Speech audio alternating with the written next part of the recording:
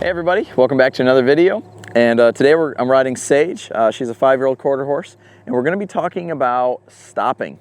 It's amazing to me how many people don't focus on getting a really good stop with their horse.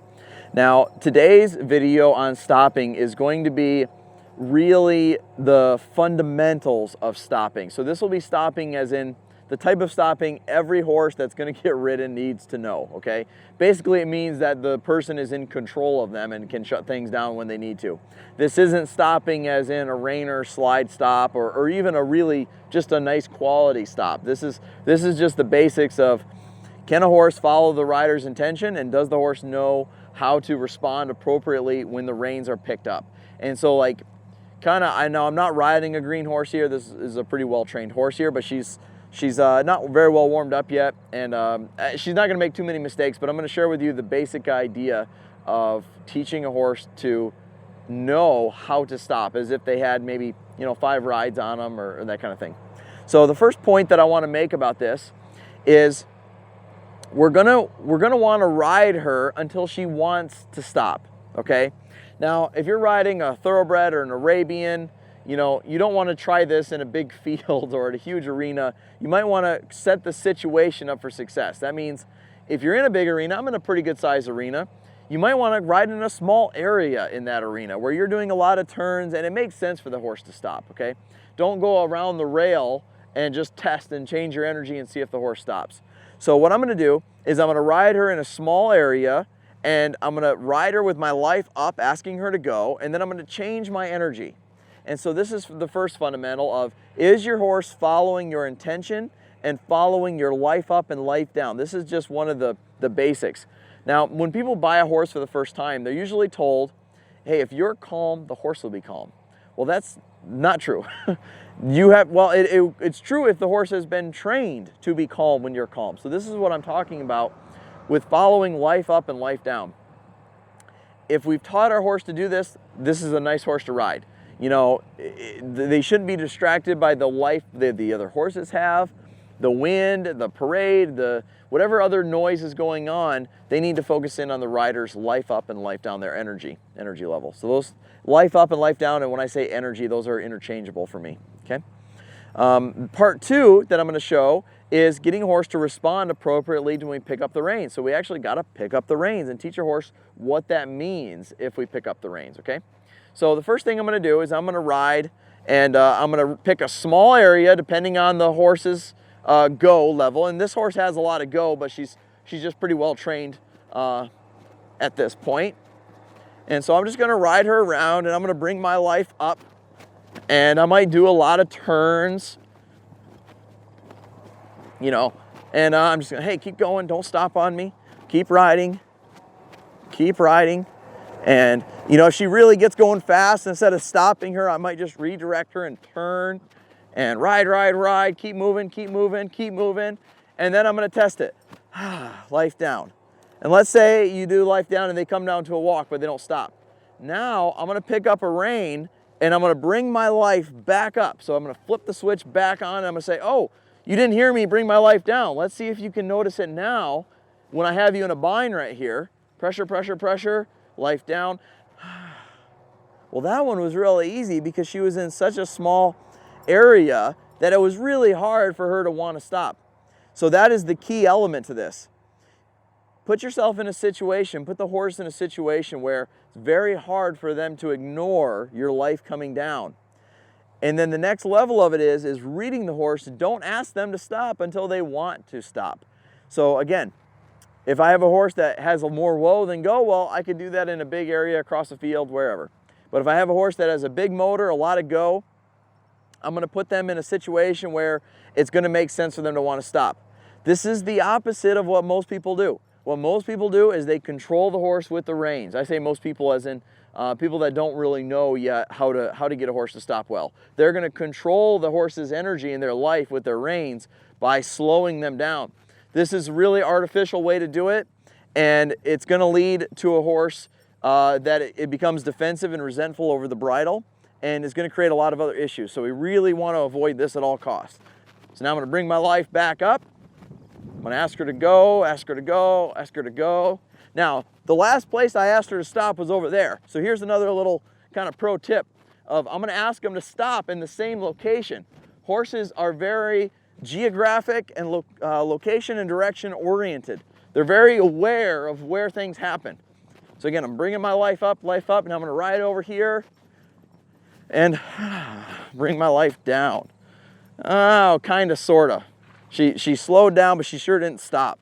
So now I'm gonna pick my rein up, bring my legs on, and I'm gonna say, oh, you wanna keep going? Let me help you. Let's go, let's go, let's go, let's go, let's go, let's go, and there she stopped again. Okay, so now that she actually stopped when I brought my life down, now we'll sit here. And I think she just gave a little lick and chew there, which means she found relief stopping. So this is one of the key elements to this. Again, this is the fundamentals of stopping.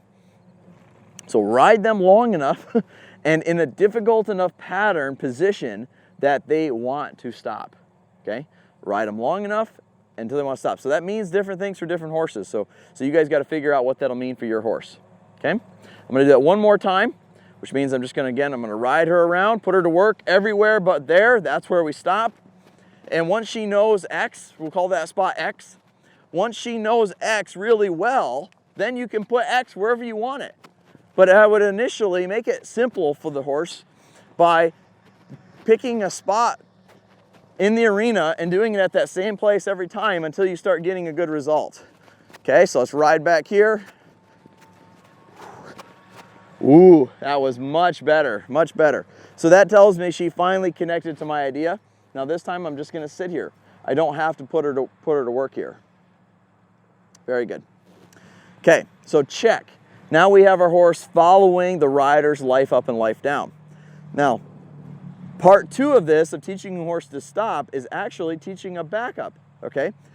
So if I'm pulling on the reins to slow her down, while she's going forward, what do you think I'm actually teaching her? Am I teaching her that reins mean stop, or am I actually teaching her reins mean go? Because keep in mind, horses are going to look to associate things. So what am I doing while this is happening? Whatever those two things are, they're going to associate it. So for instance, if I ring a bell and give them some grain, what are they going to associate the bell with? Grain. If I ring a bell and I jump at them and I spook them, what are they going to associate the bell with? They're going to hear the bell and they're going to get out of there, right? Because it's going to spook them. So it's the same thing is true for the bridle. If I'm pulling on the bridle and they hear the bridle, like they hear the bell, while I'm moving forward, then the bridle means go, not stop. So you saw when I was doing that, I wasn't pulling on both reins. Sometimes if I had to, I used one rein at a time. So the only time on a green horse that I'm going to use 2 reins is in the backup. So that way, reins mean back up, so that if I'm going forward and I change my energy down and they hear the reins come on and it means back up, there should be a stop in there somewhere. Make sense? Let's give it a try. Now, there is one other element that's kind of the pro tip of this, which is anytime I'm stopping the horse while I'm moving forward or I'm backing the horse up, I change my seat.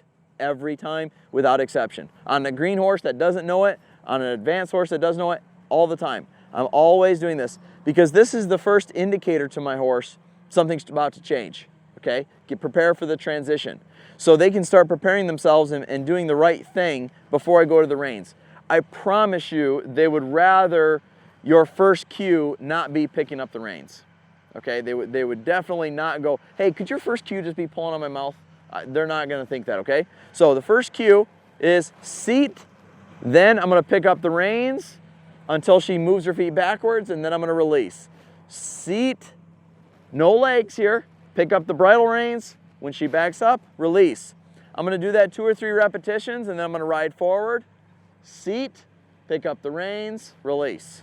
Seat, ooh, do you guys see that? She's backing up now off of just my seat. So this is what starts to happen is now my seat means back up. So what do you think if I ride forward and I change my seat? She's gonna think about stopping there. So to me, this is the way to go about teaching a horse to stop. And it's the fundamentals, it's the building blocks for teaching a horse to really stop as they get further trained.